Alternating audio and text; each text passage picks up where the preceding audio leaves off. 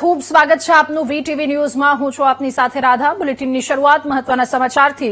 જૂનાગઢમાં આસ્થાના મહાપર્વને કમાણીનો અખાડો બનાવ્યો હોવાનો ઘટસ્ફોટ થયો છે। મિની કુંભમાં સરકારે ચૂકવેલા પૈસાનો હિસાબ સોશિયલ મીડિયામાં વાયરલ થયો। જૂનાગઢ મહાનગરપાલિકા વિપક્ષના નેતા લલિત પરસાણાએ કરેલી આરટીઆઈમાં આ માહિતી સામે આવી છે। મિની કુંભનું આયોજન કરનારી દીવા ઇવેન્ટ પર અધિકારીઓ ઓળઘોળ થતા દેખાયા। એકલી દીવા ઇવેન્ટને ₹89.79 લાખની ચૂકવણીનો આરટીઆઈમાં ઘટસ્ફોટ થયો છે। દીવા ઇવેન્ટ ખટકાવવામાં કયા અધિકારીને પડદા પાછળની ભૂમિકા છે, સવાલ થઈ રહ્યો છે। તો અમદાવાદની દીવા ઇવેન્ટને મિની કુંભનો સૌથી મોટો વર્ક ઓર્ડર આપવામાં આવ્યો હતો।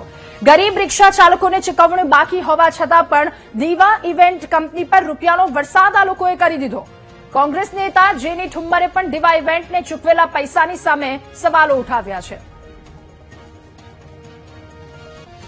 જૂનાગઢમાં જે ઇવેન્ટ થઈ એમાં જે પ્રમાણે ભાવો ચૂકવવામાં આવ્યા, એમાં કલાકારોના ભાવ હોય કે ઇવેન્ટ મેનેજમેન્ટ કંપનીના ભાવ હોય, આ બધાય સરકારની તિજોરી ઉપર મોટો બોજ આપવામાં કે પાડવામાં કે કોઈની રાહબરી નીચે કે કોઈની રહેમ નજર નીચે કરવામાં આવ્યું છે। જે દિવ્યા ઠક્કર અને ઠક્કર એના ઓનર છે દીવા ઇવેન્ટ્સના, એ ઓનર કોની સાથે જોડાયેલા છે કે પછી ક્યાંક આ ઓનર્સની વચ્ચે હવે પછીની નેક્સ્ટ ઇવેન્ટ માટેનો ઝઘડો છે, એ બધામાં નથી પડવું। આ તો આ કાગળિયા બહાર આવ્યા, બીજી બધી ઇવેન્ટના આવ્યા નથી, તો તમે લોકોની જનતાની વચ્ચે મૂકો કે આમાં કોઈ ભ્રષ્ટાચાર નથી થયો, કોઈ આસ્થા સાથે ખિલવાડ નથી થયો અને કોઈ બીજી રાજનીતિ આનું માધ્યમ નથી। એમાં દીવા ઇવેન્ટ દ્વારા સરકારે એમને વર્ક ઓર્ડર આપ્યો હતો 17 તારીખે।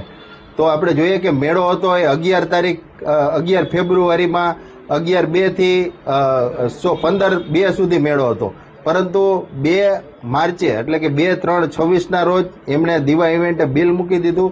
ત્યારબાદ 17 આપણે જોઈએ કે 17 તારીખ 3 એટલે 17 માર્ચે એમને વર્ક ઓર્ડર આપવામાં આવ્યો। ઉપરાંત એમાં જોઈએ કે વર્ક ઓર્ડરમાં પણ જે મેળાની તારીખ હતી એમાં પણ મોટો લોચો છે કે 11 મહિના સુધી આ મેળો ચાલશે।